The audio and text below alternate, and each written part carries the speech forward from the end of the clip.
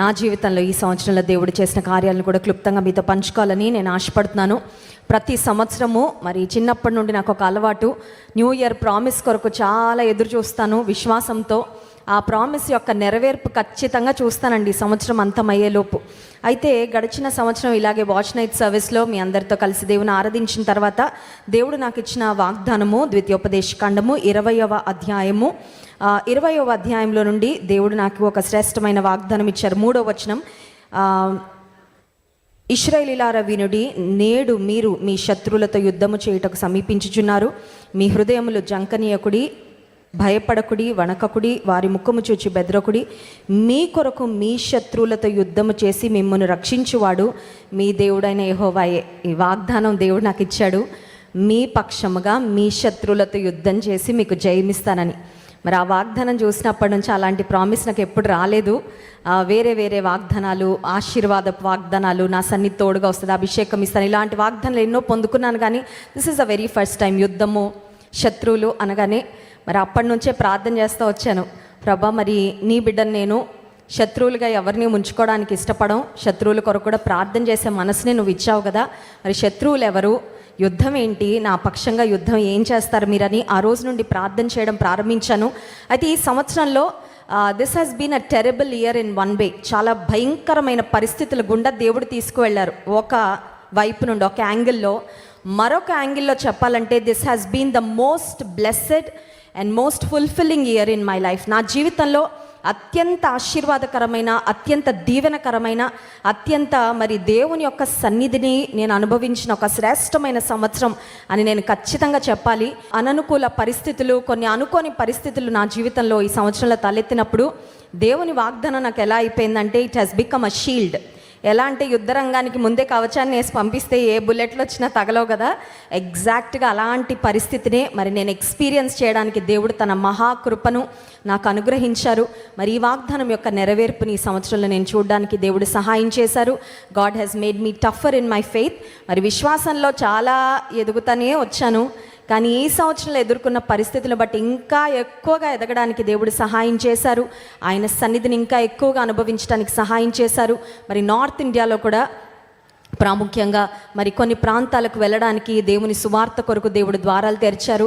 దైవజనులు doctor John Wesley గారు ఎన్నో ప్రయాణాలు, మరి కుటుంబంగా మేము ఎన్నో ప్రయాణాలు చేసినప్పుడు, ఆయా దేశాలు వెళ్ళినప్పుడు, మరి వరల్డ్ తెలుగు క్రిస్టియన్ కాన్ఫరెన్స్ రాజమండ్రిలో, అలాగే మరి గల్ఫ్ తెలుగు క్రిస్టియన్ కాన్ఫరెన్స్ దుబాయ్లో, అమెరికాలో north America Telugu Christian conference, ఈ 3 కాన్ఫరెన్స్లు మన పరిచర్య ద్వారా జరిగినప్పుడు దేవుడు అన్ని విషయాల్లో విజయం ఇచ్చి ఆయన సన్నిధి మాకు తోడుగా ఉంచి మరి మన పరిచర్యలన్నిటినీ దేవుడు ఆశీర్వాదకరంగా ముందుకు తీసుకొని వెళ్తున్నారు. మరి గడిచిన సంవత్సరం ఈ సమయానికి ఆత్మీయ తల్లిగారు హాస్పిటల్లో ఉన్నారు, మన మధ్యలో లేరు. మరి మేము చాలా బాధతో, చాలా దిగులుతో ఉన్నాము. అయితే ఈ సంవత్సరం ఆత్మీయ తల్లిగారిని మన మధ్యలో ఆరోగ్యంగా దేవుడు ఉంచారు. మరి గడిచిన ఈ సంవత్సరంలో ఆత్మీయ తండ్రి గారు కూడా బలహీనపడడం జరిగింది. మరి చాలా కలవరపడ్డాం, కానీ నమ్మదగిన దేవుడు మరి సంపూర్ణమైన ఆరోగ్యాన్ని దైవజనులకు ఇచ్చారు. నా కుటుంబంలో కూడా ప్రాముఖ్యంగా నా చెల్లికి మరి భయంకరమైన యాక్సిడెంట్ జరిగి, నిజానికి ఈరోజు మరి మా ఫ్యామిలీలో ఎవరో ఒకరు మైనస్ అవ్వాలి, కానీ ఒక్క డెక్కయ్యను విడవబడదు అన్నట్లు, మోషే అన్నట్లుగా దేవుడు అందరినీ సజీవుల లెక్కలో క్షేమంగా మరి ఆరోగ్యకరంగా ఆనందంగా ఉంచి తన సేవకుని క్షేమము చూసి ఆనందించే దేవుడని, మరి అటువైపు నా తండ్రి కుటుంబం వారు కూడా సేవకులే. మరి ఇటు ఆత్మీయ తండ్రి గారు, మా కుటుంబం అంతా సేవలోనే ఉన్నాం. అందరినీ కూడా దేవుడు క్షేమంగా ఆశీర్వాదకరంగా ఉంచి నడిపించిన విధానాన్ని బట్టి మరి దేవునికి స్తుతులు చెల్లిస్తూ, మరి ఈ సంఘంలో ప్రాముఖ్యంగా ఈ పరిచర్యలో ఈ సంవత్సరం నా బర్త్డేకి ఒకటి గిఫ్ట్ అడిగాను నేను యేసయ్యను. సంఘంలో ఇంకా బలంగా నీ కార్యాలు జరగాలి, ఇంకా అనేకమైన గొప్ప సాక్ష్యాలు వినాలని. మరి ఈ సంవత్సరం అంతంలో నేను ఖచ్చితంగా చెప్పగలను, నా బర్త్డేకి నేను యేసయ్యను అడిగిన గిఫ్ట్ నాకు ఇచ్చారండి. ఈ సంవత్సరం సంఘంలో ఎన్నో ఎన్నో బలమైన సాక్ష్యాలు మరి నా చెవులారా నేను వినడానికి దేవుడు కృప చూపించారు. సమయాన్ని బట్టి కొంతమంది చెప్పగలిగారు, కానీ సంఘంలో దేవుడు చేసిన కార్యాలు ఎంతో గొప్పవి. మరి సంఘం ఎదుట పాతాళలో ఒక ద్వారములు నిలవనేరవు అన్న వాగ్దానాన్ని నెరవేరుస్తూ మరి మన సంఘ విషయంలో ప్రాముఖ్యంగా ఒక దైవ సేవకులు ఈ సంవత్సరంలో వారి ప్రాంతానికి మరి స్త్రీల రిట్రీట్ కొరకు నన్ను ఆహ్వానించినప్పుడు, అడవి ప్రాంతం మధ్యలో ఉంది ఆ ఊరు, అడవులు దాటుకొని వెళ్ళడం జరిగింది. ఆ ప్రాంతానికి వెళ్ళినప్పుడు దైవజనులు ఒక సాక్ష్యం చెప్పారు. ఏమనంటే, ఆయన మరి మరణించారు, నిజానికి గుండె కూడా ఆగిపోయిందంట. గుండె ఆగిపోయి ఆయన దేవుని రాజ్యానికి కూడా వెళ్ళిపోతే ఏసై పాదాల మీద పడి ఏడ్చారంట, ప్రభా నాకు మళ్ళీ ఆయుష్ ఇవ్వు, నేను ఇంకా కొంతకాలం బ్రతకాలి, ఇంకా కొంతకాలం నీ సేవ చేయాలన్నప్పుడు దేవుడు ఆ దైవజనునికి డాక్టర్స్ వచ్చి మరి సిపిఆర్ చేయడం జరిగింది. ఆ తర్వాత ఆయన మళ్ళీ బ్రతకడం. ఆ సమయంలో ఆ దైవజనులు ఒక వరం అడిగారంట దేవుణ్ణి, ప్రభా మరి నేను ఎవరి కొరకే ప్రార్థన చేసిన ఆ ప్రార్థనను నెరవేర్చు అని అడిగినప్పుడు దేవుడు ఎస్ అని చెప్పారంట.